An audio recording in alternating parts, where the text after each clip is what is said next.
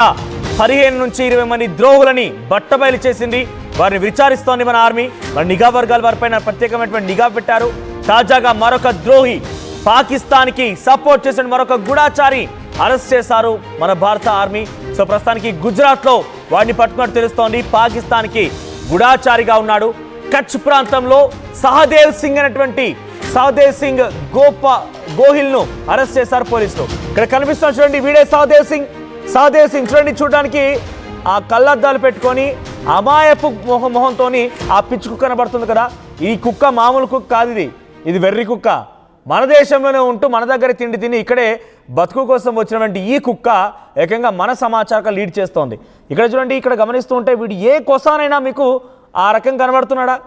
వీడు ఒక పిచ్చి కుక్క అనే రకంగా ఏ కొసానైనా ఆ కళ్ళద్దాలు, వాడి జుట్టు, వాడి బాలకం, వాడి మొహం గోడకు పిడకేసి కొడతారు చూసి అట్లా ఉందని మొహం అంతా కూడా. ఆ వాడు ఒక ద్రోహిగా మారిపోయి పాకిస్తాన్కి గూఢాచారంతో అన్ని రకాల సమాచారం లీక్ చేస్తున్నాడు.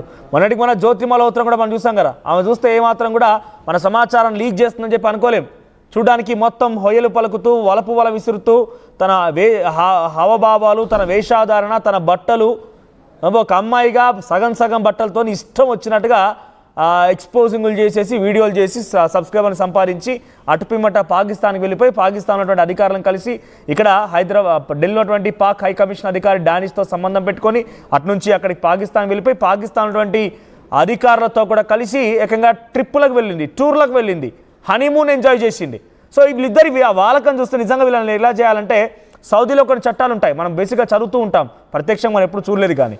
సో దాంట్లో ఏముంటుందంటే ఏదైనా అత్యాచార ఘటనలో ఒక నిందితుడు కనుక పట్టుబడితే వాడి నడి రోడ్డు పైన ముక్కలుగా ఖండాలుగా కట్ చేసి ఏకంగా తలా ముండం వేరు చేసి బహిరంగ రోడ్డు పైన శిక్షిస్తారట. అటువంటి శిక్ష వేయాలి. ఇప్పటివరకు సుమారుగా 15 మంది పట్టుకున్నారన్నారు కదా. దీంట్లో వీడు ఒక మెంబర్గా ఉన్నాడు. ఇండియన్ నేవీ BSFకి సంబంధించిన సమాచారాన్ని అటు లీక్ చేశారట ఈ విధవ. సహదేవ్ కచ్లోని దయాపర్లో హెల్త్ వర్కర్గా పనిచేస్తున్నాడట. అయితే అదితి భరద్వాజ్ అనే మహిళ పేరుతో సహదేవ్ను ట్రాప్ చేశారట పాకిస్తానీ హ్యాండ్లర్లు. వింటున్నారు కదా, ట్రాప్ చేశారట. మరి ఈ సమాచారం దొరికింది. వీడో ప్రబుద్ధుడు, వీడో పెద్ద సెలబ్రిటీ, మరి వీడిని ట్రాప్ చేస్తే సమాచారం వచ్చిందనుకున్నారా? వీడే ఏదో ప్రయత్నం చేసి ఉంటాడు, డబ్బు కావాలి. సామాన్యమైన హెల్త్ వర్కర్గా ఉన్నాడు, డబ్బు కావాలి. ఆ ప్రాంతంలో ఇండో పాక్ బార్డర్ వెంట పెద్ద ఎత్తున ఇటువంటి కార్యకలాపాలు జరుగుతూ ఉంటాయి కాబట్టి ఏదో ఒక రకమైన డబ్బు సంపాదించవచ్చని ఆలోచనతో వాళ్ళకి కొంత మెసేజ్కు రిప్లై ఇచ్చాడు. ఆ తర్వాత 40,000 రూపాయలు తీసుకున్నాడు. ఓర్ జుర్మార్గుడా, మా సబ్స్క్రైబర్ చూసిన వాళ్ళు మనిషి రూపాయి ఇచ్చినా కూడా నీకు 1,00,000 రూపాయలు అవుతాయి బాబు. 40,000 రూపాయల కోసం మన భారత ఆర్మీకి సంబంధించిన సమాచారం లీక్ చేశాడా? మీరు చెప్పండి, వీళ్ళు ఎలా శిక్షించాలనేది. 40,000 రూపాయలు తీసుకొని మన భారతదేశాన్ని మొత్తాన్ని కూడా పణంగా పెట్టాడు పాకిస్తాన్ దగ్గర. మన ఆర్మీ సమాచారం లీక్ చేశాడు. ఎటువంటి దుర్మార్గులను ఏ రకంగా శిక్షించాలో మీరు కామెంట్ చేయండి. ఒకసారి నేను క్లియర్గా జ్యోతి మల్హోత్రా, తర్వాత దేవేందర్ సింగ్, నుమాన్ లాహి, అర్మాన్ ఈ పేర్లు చెప్తా. ఈ పేర్లకు సంబంధించి వాళ్ళు ఏం చేస్తూ ఉండేవారు, ఏ రకంగా ప్రయత్నం చేశారు, మన సమాచారాన్ని ఎలా లీక్ చేశారని మీకు చూపించే ప్రయత్నం చేస్తా. సో ఇక్కడ జ్యోతి మల్హోత్రా మీకు కింద కనిపిస్తున్న ఫొటోస్ చాలా పాపులర్ అయింది. ఇండో పాకిస్తాన్ యుద్ధం తర్వాత మన వ్యోమికా సింగ్, సోఫియా ఖురేషి, సారీ నన్ను క్షమించండి దయచేసి, ఐ అపాలజైజ్, వాళ్ళు యుద్ధంలో పాల్గొని యుద్ధాన్ని లీడ్ చేసిన పర్సన్స్గా వాళ్ళు ఒక వీర వనితలుగా మన భావి భారతదేశానికి ఒక దిశానిర్దేశం చేసినటువంటి మహిళలుగా ఎంత ఫేమస్ అయ్యారో తెలియదు. కానీ ఈ దుర్మార్గురాలు, ఈ నరరూప రాక్షసురాలు, ఈ కీచకురాలు, ఈ నయవంచకురాలు ఎంత ఫేమస్ అయిందనంటే ఇప్పుడు ఎక్కడ చూసినా కూడా ఈమె పేరు చెప్తే అందరూ గుర్తుపట్టేస్తున్నారు. అంటే దుర్మార్గులకే ఇంత పాపులారిటీ. తన పాపులారిటీ రావడానికి ఒక కారణం ఏంటంటే తన యొక్క వేషధారణ, తన బట్టలు, తన వలపు వల, తన హొయ్యలు ఇవన్నీ కూడా ఒక కారణంగా ఉండొచ్చు బహుశా. సో జ్యోతి మల్హోత్రా ఒక యూట్యూబ్ బ్లాగర్గా రంగంలోకి దిగి అక్కడి నుంచి హర్యానాలోని హిసార్ ప్రాంతం తనది. డానిష్ అనేటువంటి పాక్ హై కమిషనర్తో ఫస్ట్గా ఫ్రెండ్షిప్ ఏర్పాటు చేసుకొని వారితో అనేక రకాలుగా తిరిగి తాగి తందనాలాడి ఆ తర్వాత అక్కడి నుంచి పాకిస్తాన్ వెళ్ళడం కోసం వాడే వీసా పాస్పోర్ట్లు అరేంజ్ చేస్తే ఆ పాస్పోర్ట్ మీద వీసాల మీద అక్కడికి పాకిస్తాన్ వెళ్ళిపోయి పాకిస్తాన్ అధికారులతో కూడా ఇక్కడ వీడే కలిపాడు. అలీ హసన్ తర్వాత ఇంకో ఇద్దరు పేర్లు ఉన్నాయి. సో అలీ హసన్తో పాటుగా ఇంకో ఇద్దరు అధికారులతో కలిసి తను కంప్లీట్గా ఒక హనీమూన్ ట్రిప్ కోసం వెళ్ళిపోయింది. లక్షలలో కొన్ని రూపాయలు అక్కడి నుంచి వచ్చినప్పుడల్లా మీరు గమనించండి, 10-15 అత్తగారిల్లా అమ్మగారిల్లా పోయి 10-15 అక్కడ ఉండడానికి పాకిస్తాన్ వెళ్ళిపోయి 10-15 రోజులు అక్కడే ఉండిపోయి అన్ని రకాలుగా ఎంజాయ్ చేసింది. అక్కడ ఏకంగా అక్కడ ముఖ్యమంత్రి కూడా కలిసింది. పాకిస్తాన్లోని పంజాబ్ ప్రావిన్స్ ముఖ్యమంత్రి నవాజ్ షరీఫ్ కుమార్తె మరియాం షరీఫ్ని కలిసి తనతో సెల్ఫీ దిగుతూ అక్కడ కూడా తనతో కూడా రీల్స్ చేసింది. అక్కడికి వస్తే తనతో కూడా రీల్స్ చేసింది. వాళ్ళ అమ్మగారిలో కాదు కదా పోయి అక్కడ రోజు తరబడి అక్కడ ఉండడానికి. చూడండి ఆ రకంగా స్వేచ్ఛగా తిరగలిగింది. తర్వాత ఒక లెటర్తో లీక్ అయింది. దాంట్లో చూస్తుంటే I have received very much love from Lahore అట. లాహోర్ దగ్గర నుంచి చాలా ప్రేమ లభించింది. ఎందుకు లభించది? లక్షల డబ్బులు తీసుకుపోయి బాల్లో ట్రిప్పులు ఎంజాయ్ చేయించి నీతో పాటు తాగి తందనలాడితే నీకు లవ్ లభించక ఇంకేం లభిస్తుంది? నీకు కావాల్సిన ఆ లవ్వే కదా. ఆ లవ్ కోసం పోయావు, లవ్ అందింది. తర్వాత లెటర్లో ఏదో రాసుకున్నావు, I have received very much pleasure love from Lahore అని చెప్పి రాసుకొచ్చింది. తర్వాత ఇంకో విషయం ఏం రాసుకొచ్చింది తన లెటర్లో అంటే ఇవన్నీ కూడా తన విచారణలో బయటపడ్డ అంశాలు. తన లెటర్లో ఇంకే అంశం ఉందనంటే పాకిస్తాన్కి భారత్కి మధ్య ఎప్పటికీ రాకపోకలు ఉండేందుకు దయచేసి ఆ రిక్వెస్ట్ పాకిస్తాన్ గవర్నమెంట్ ఎప్పటికీ రాకపోకలు ఇంకా మాకు కొనసాగించే విధంగా ఫ్రీడమ్ ఇచ్చేయండి, మేము తరచుగా వస్తూనే ఉంటామని చెప్పి ఏదో రిక్వెస్ట్గా కూడా లెటర్ పెట్టడానికి ఆలోచన చేసిందట.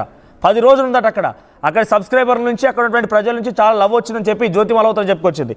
ఆ తర్వాత దేవేంద్ర సింగ్ వీడు కూడా హర్యానా రాష్ట్రానికి సంబంధించిన వాడే, ఒక విద్యార్థి, ఎంఏ పొలిటికల్ సైన్స్ చదువుతున్నాడు, కల్సా అనేటువంటి ఒక కాలేజీలో చదువుతున్నాడు.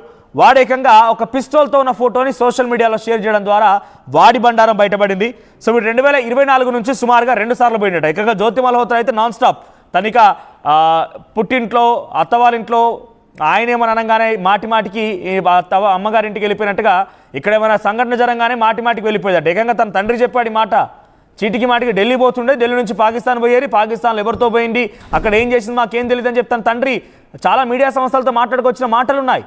సో అటువంటి రకంగా జ్యోతి మల్హోత్రా చేస్తే ఏకంగా వీడు కూడా దేవేంద్ర సింగ్ అనేవాడు కూడా సుమారుగా 3-4 సార్లు వీడు కూడా పాకిస్తాన్కి పోయిండట.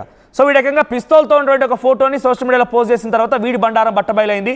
వీడు కొన్ని లక్షల రూపాయలు వారి నుంచి తీసుకొని మన సమాచారం లీక్ చేసే ప్రయత్నం చేశాడు. సో ఇక్కడ మీకు ఒక విషయం చెప్పాలి, జ్యోతి మల్హోత్రా కానీ దేవేంద్ర సింగ్ కానీ ఇక్కడ కనిపించండి సహదేవ్ సింగ్ కానివ్వండి, వీళ్ళందరికీ ఇన్ఫర్మేషన్ ఎలా వస్తుంది, ఎలా వీళ్ళు ఇన్ఫర్మేషన్ రాబట్టగలుగుతున్నారు? ఇప్పుడు నీకు తెలుసు, నాకు తెలుసు ఇన్ఫర్మేషన్. మన దగ్గర బ్రహ్మోస్ ఉన్న విషయం తెలుసు, S-400 ఉన్న విషయం తెలుసు, ఆకాశ్ తీర్ ఉన్న విషయం తెలుసు, త్వరలో కాళీ అనేటువంటి తయారు కాబోతున్న విషయం తెలుసు, మన దగ్గర అగ్ని, పృథ్వీ ఇటువంటి చాలా మిసైల్స్ ఉన్న విషయం నీకు తెలుసు, నాకు తెలుసు. ఎప్పటికప్పుడు జర్నలిస్ట్గా మీకు అందించే ప్రయత్నం మేము చేస్తున్నాం. మరి మాకు తెలిసిన ఇన్ఫర్మేషనే వాడికి తెలుసుంటే కనుక ఎట్టి పరిస్థితుల్లో ఒక గోప్యమైన సమాచారం లీక్ చేసే అంశం కాదు. వాడికి ఇంకేదో తెలిసి ఉండాలి, ఆర్మీ లోపల జరిగేటువంటి విషయాలు ఏదో తెలిసి ఉండాలి. ఆయనకి అది తెలుస్తున్నాయి, ఈ దుర్మార్గురాలకి ఆ నరహంతకుడికి తెలుస్తున్నాయి అవన్నీ విషయాలంటే లోపల కూడా ఆర్మీలో ఎవరో ఒకరు వీళ్ళకి ఇన్ఫర్మేషన్ ఇస్తున్నవారు ఉండాలి. ఇది డెఫినెట్గా ఒక అనుమానంగా మనం చూడాల్సిందే. మీరు అనొచ్చు, మీరు ఏకంగా ఇండియన్ ఆర్మీని శంకిస్తున్నారని. ఇండియన్ ఆర్మీ మొత్తాన్ని గారు శంకించేది, ఇండియన్ ఆర్మీలో ఎవరో ఒకరు తులసి వనంలో గంజాయి మొక్కలాగా ఎవడో ఒకడు ఉంటాడు కదా. సో అటువంటి వాడు ఎవడో ఒకడు వీళ్ళకి ఇన్ఫర్మేషన్ ఇస్తూ ఉండాలి, వీళ్ళు దాన్ని అక్కడ అమ్ముకుంటూ ఉండాలి. సో ఆ రకమైన ఇన్ఫర్మేషన్ ఇవ్వడం కోసం వీళ్ళకి ఎంతో కొంత వీళ్ళకు డబ్బులు ముచ్చ చెప్పే అవకాశం కూడా ఉండాలి. సో చాలా క్లియర్గా వినండి, జ్యోతి మల్హోత్రా కానివ్వండి ఇంకెవరైనా గూఢాచారులు ఉన్నారంటే వాళ్ళకు బేసిక్ ఇన్ఫర్మేషనే పాకిస్తాన్ కనుక పాస్ చేస్తే ఎటువంటి విధంగా పాకిస్తాన్ ఏం చేయలేదు. ఎందుకంటే బేసిక్ ఇన్ఫర్మేషన్ ప్రజలందరికీ తెలిసిన ఇన్ఫర్మేషన్ పాస్ చేస్తే పెద్ద గొరిగేది ఏం లేదు. వాళ్ళు అక్కడ ఉండి కూడా గూగుల్ ఓపెన్ చేసి ఆర్టీవీలో ఏం జరుగుతోంది, ఆర్టీవీలో ఏం చెప్తున్నారనో లేకపోతే వేరే ఛానల్స్లో ఏం జరుగుతోంది, వాళ్ళ వెపన్స్ ఏంటి, ఇండియన్ ఆర్మీ దగ్గర ఉన్నటువంటి మిసైల్స్ ఏంటని తెలుసుకోవడానికి చాలా ఈజీ విషయం. కానీ మనకు తెలియని ఏదైనా సమాచారాన్ని వీళ్ళు లీక్ చేస్తున్నారంటే లోపల ఉన్నటువంటి ఆర్మీ పర్సనల్ ఎవరో ఒకరు కూడా వీళ్ళకి ఆ సమాచారాన్ని ఇచ్చే ఉండాలి. తర్వాత నుమాన్ లాహి వీడైతే ఏకంగా తన ఆర్థిక స్థితిగతులు బాగాలేక ఉత్తరప్రదేశ్ వాసి హర్యానాలో ఒక దగ్గర సెక్యూరిటీ గార్డ్ ఉద్యోగం చేస్తుండగా వానికి అయినటువంటి పరిచయం కారణంగా వాడు కూడా ఇక్కడ ఆర్మీ పర్సనల్ ఇన్ఫర్మేషన్ మొత్తం కూడా పాస్ చేయడం. ఎట్లా అంటే ఆర్మీ బేస్ దగ్గర వెళ్ళిపోయి